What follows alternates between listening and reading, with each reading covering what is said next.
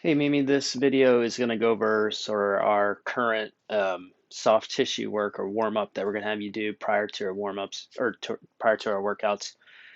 Um, yeah, and of course you can, it doesn't always just have to be prior to the workouts. We can incorporate this in. The more often we can incorporate this in, hopefully the more we can get that left hip and the low back to sort of ease up a little bit. So 5 myofascial release techniques that we like to do that we're going to start with. I would probably say anywhere 15 to 20 minutes to give yourself time to get through all these. All right, so first in that first area we're going to focus on is the hip, particularly for you. I know it's that left in the left hip. So the first one we're going to hit the posterior ridge of the left hip. So all through here, okay?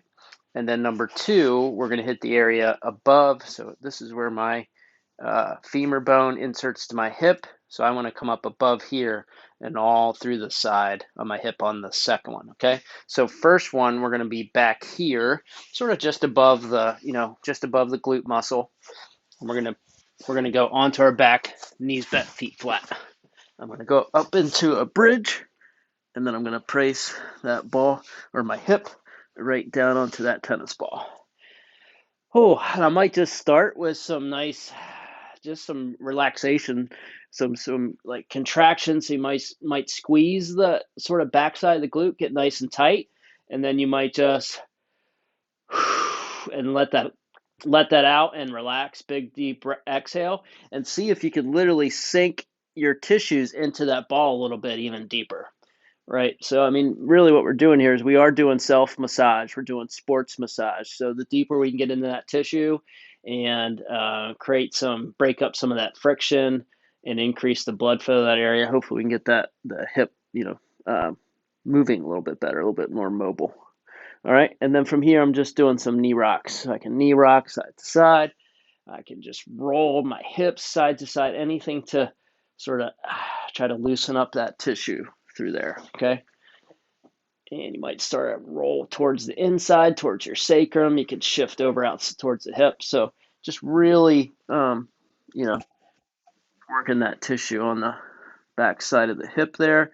I'd say, you want to spend up to about 2 minutes, I'd say, particularly on that left hip, okay? And then obviously you can switch. You can do both sides, but, try to focus on the left a little bit more. All right, exercise 2 is again that side of the hip. I call it a hip wheel. So I'm going to place that again above my femur on the side. I'm going to lay on my left side, and then you can see my left foot is, so I have my left knee bent, but that left foot is pointing back towards the back wall. Now I'm going to post up on my left elbow and then drop the weight of my hip into that ball. And this one's usually pretty sensitive for a lot of people. And so we can just start with again, you can just do that contract, relax. So just sort of try to get tight or sort of press down. Big inhale and then exhale, relax, and see if we can sink a little bit deeper in that ball. So you might just start with like 3 or 4 of those.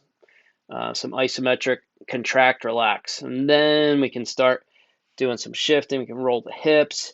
We can take this knee sort of back and forward and just trying to loosen that up, okay? And breathing through there. Obviously, you find any particular tight spots, we want to try and stay on there. You might do your deep breath, inhale, exhale, and then you can add some movement to that. We can pull this knee up, anything to add some movement in there, right? And starting to loosen up that tissue and increasing blood flow through there. Okay, so that's your first 2. Then you're going to move to a little bit, we're going to go to the quadricep. This is geared towards any sort of that, anterior kneecap joint pain we've been having a little bit. So sometimes our quads can get tight and pull on the kneecap. So we're going to try and focus, loosen that up. You also mentioned the stick, which I'm fine with too. So you could use the stick to hit this area, right? You could stick it. Also, you can use tennis ball. Tennis ball is nice too. You can get a nice deep release in there. So, army crawl position, left knee up about waist high, and then just letting the weight of your leg sink in there. And you can see I can start with some contract, relax. I can push down, take a deep breath, and then relax and see if I can sink a little deeper. This one with the tennis ball, really, I think it's in there nice, and we can just sort of, you can get all that tissue, find those tight spots. And again, we're just trying to see if we can take some of that tension and increase the elasticity and get the friction removed out of those so those tissues can start sliding and function a little bit better through there and breaking up any trigger points in there. Okay, that's number 3. All right, then we went to upper back, or at least shoulder work, shoulder and neck.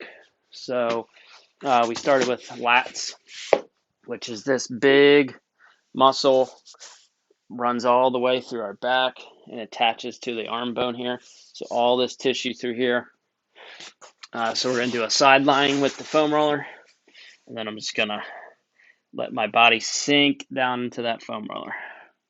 Applying some pressure. I can do some rocks in and out, my chest open up. I can do some rolling up and down. Again, I'm hitting that tissue really, a lot of it's right under the armpit or below.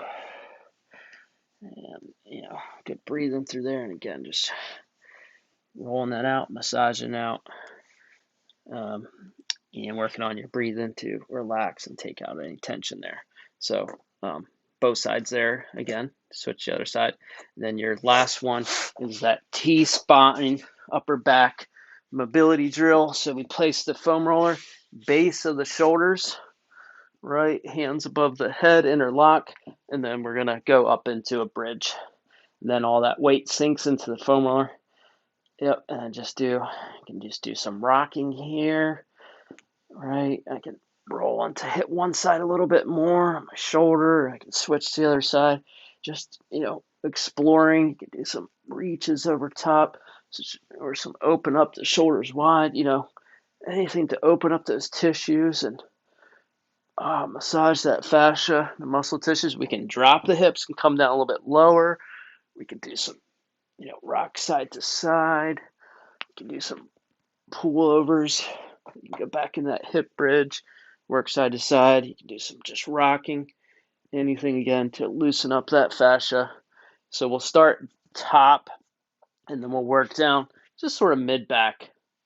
We're not going to work all the way down the lower back. It's sort of an awkward position when you get all the way down the lower back. So I'd say, about right here, mid back, about as far as I'm going to go. Okay, so those are your current